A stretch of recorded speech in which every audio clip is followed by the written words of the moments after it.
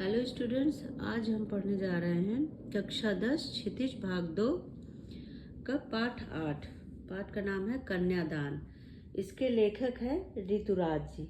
ठीक है, तो आज हम ये कन्यादान पढ़ेंगे। कन्यादान से आप समझ ही रहे होंगे क्या मतलब है इसका, तो मैं आप लोगों को थोड़ा इसका बेस बता देती हूँ ताकि पढ़ने के पहले इस कविता को हमें पता चल जाए कि इस कविता में है क्या, हम क्या पढ़ने वाले हैं, तो आप लोगों को थोड़ा जल्दी समझ आ जाएगा। ठीक है, कन्यादान क्या है? ये एक शादी के टाइम रस्म होती है। ठीक है, तो जब लड़की का कन्यादान करते हैं माँ, तो ये उस टाइम की कहानी है। क्या कह रहे हैं तो उस टाइम माँ के जीवन में, माँ के अंदर, माँ की भावनाओं में क्या क्या चलता है, वो सब कवि ने इसमें बताया है। ठीक है, कवि की कन्यादान को लेकर क्या भावना है कि उस की लड़की की माँ के रूप में बड़ा ही उन्होंने सुंदर वर्णन किया है उन्होंने कि उसकी माँ के अंदर क्या क्या चलता है, ये सब इस कविता में कवि ने बड़े ही सुंदर ढंग से बताया है। जब माँ बेटी का कन्यादान कर रही होती है तब उसका दुख और डर दोनों ही बढ़ जाते हैं। ठीक है, वो मतलब उस टाइम पे बहुत ही उसके अंदर डर भी होता है और कई विचार भी आते हैं, क्या होगा, कैसा होगा। ठीक है, तो इसमें इन सब भावनाओं को कवि ने बहुत ही सुंदर ढंग से बताया है। विदाई के समय माँ की बेटी को लेकर क्या मनोदशा होती है, ये सब इसमें हम देखेंगे कि कवि ने कितने ही सुंदर ढंग से इसमें बताया है। क्या कहना है, कितना ही प्रामाणिक था उसका दुख लड़की को दान में देते वक्त, जैसे वही उसकी अंतिम पूंजी हो। ठीक है, क्या कह रहे हैं कि माँ और बेटी, न सिर्फ माँ बेटी होती बल्कि वो एक दूसरे को समझने वाली होती हैं।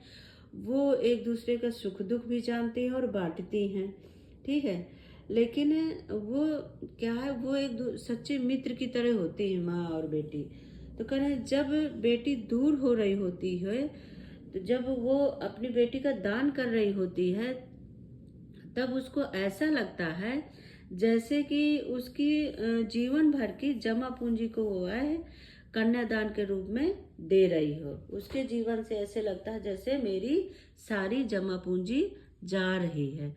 ठीक है, तो माँ के हृदय में यही भावनाएं चल रही होती हैं, जैसे जैसे वही उसकी अंतिम पूंजी हो कि कन्यादान करते वक्त उसको ऐसा लग रहा है जैसे कि मेरी जीवन भर की जमा पूंजी अब जा रही है, मैंने जमा पूंजी अपनी जीवन भर की दान कर दी हो। ठीक है, आगे क्या करें, लड़की अभी सयानी नहीं थी, अभी इतनी भोली सरल थी कि उसे सुख का आभास तो होता था लेकिन दुख बाँचना नहीं आता था। पाठिका थी वह धुंधले प्रकाश की, कुछ तुकों और कुछ लयबंध पंक्तियों की।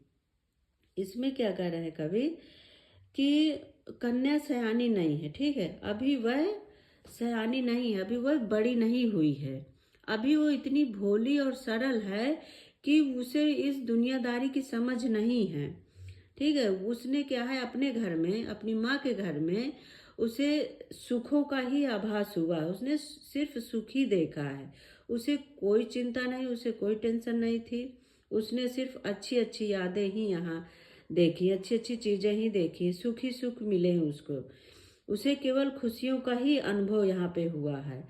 इसलिए आने वाली परिस्थितियाँ कैसी होंगी, आने वाले दिन आगे जाएगी तो वहाँ के लोग कैसे होंगे, वहाँ की परिस्थितियाँ कैसी होंगी, वह उनसे कैसे निपटेगी, यह उसे ज्ञान नहीं है।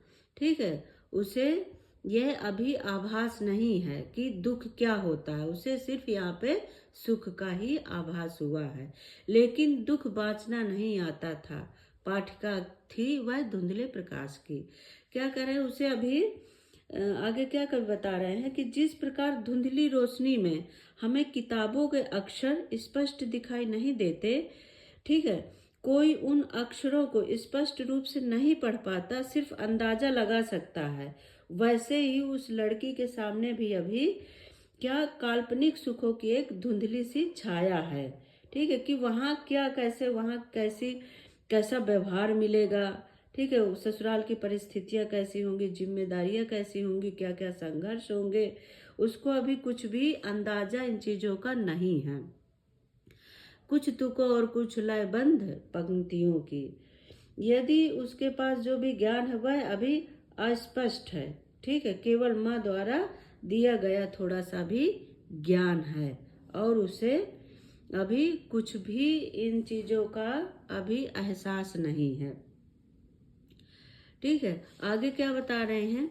माँ ने कहा पानी में झांक कर अपने चेहरे पर मत रीझना, आग रोटियां सेकने के लिए हैं, जलने के लिए नहीं।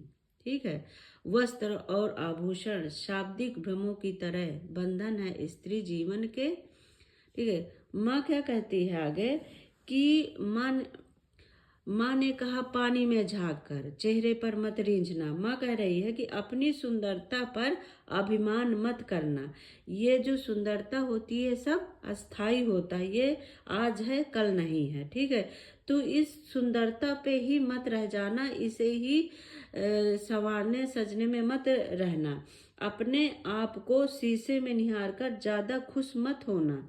ठीक है, समय के साथ तुम्हारी सुंदरता घट जाएगी, तो तुम्हें इन्हीं में नहीं रहना, आगे देखना। क्या आग रोटियां सेकने के लिए है। आग जो है रोटियां सेकने के लिए होती हैं, जलने के लिए नहीं होती हैं। ठीक है, तो यहाँ क्या कह रहे हैं कि मतलब तुम्हें अपनी रक्षा स्वयं करनी होगी। ठीक है, माँ कहती है कि ये जो आग है रोटियां सेकने के लिए है, उंगलियां जलाने के लिए नहीं है। तुम्हें अपनी रक्षा स्वयं करनी होगी। यदि क्या है कि अगर तुम्हारे साथ सब अच्छा बर्ताव कर रहे हैं तो तुम भी करो। अगर तुम्हें कोई कष्ट दे रहा है तो तुम्हें उसका सामना करना है। ठीक है, कोई अगर तुम्हें उस आग में जलाने का प्रयास करे तो तुम उसे रोकना। ठीक है, उसका विरोध करना, उसे सफल मत होने देना।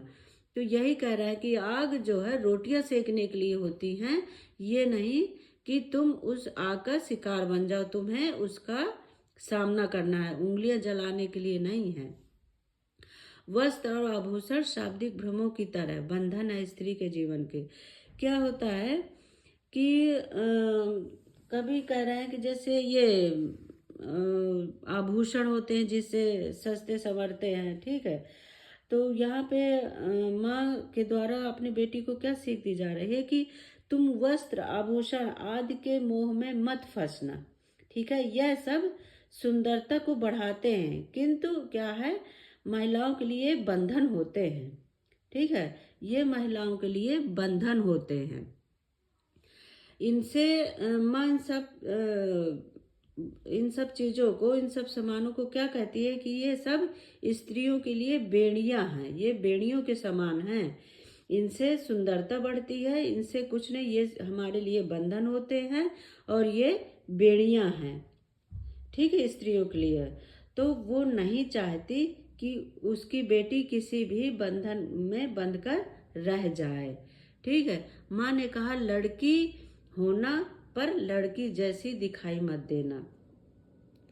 क्या कह रही हैं यहाँ पे कि यहाँ पे माँ का उपरोक्त पंक्तियों में यही कहना है माँ का कि उसकी बेटी सशक्त बने। ठीक है, वह कमजोर या दबी कुचली न रहे, अबला नारी की तरह न रह जाए। ठीक है, वह अपनी समस्याओं का हल स्वयं खोजे। ठीक है, खराब परिस्थितियों का सामना वो डटकर करे।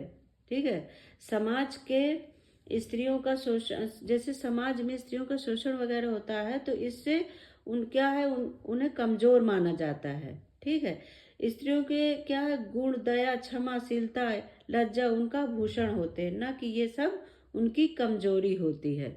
तो वही ये यहाँ पे माँ कह रही है कि अपनी परिस्थितियों को स्वयं ही संभालना। लड़की हो पर लड़कियों की तरह दबकर मत हो रहना, लड़की जैसी मत दिखाई देना कि असहाय बेचारी बन के रहो। अपनी चीजों को स्वयं ही पाना सीखो। ठीक है, तो इसमें कवि ने बड़ा ही सुंदर वर्णन किया है। और अगर कोई दिक्कत आती है स्टूडेंट्स तो आप लोग कमेंट करके पूछें, आगे मैं इसके क्वेश्चन आंसर करवाऊंगी। थैंक यू बच्चों, बाय बाय।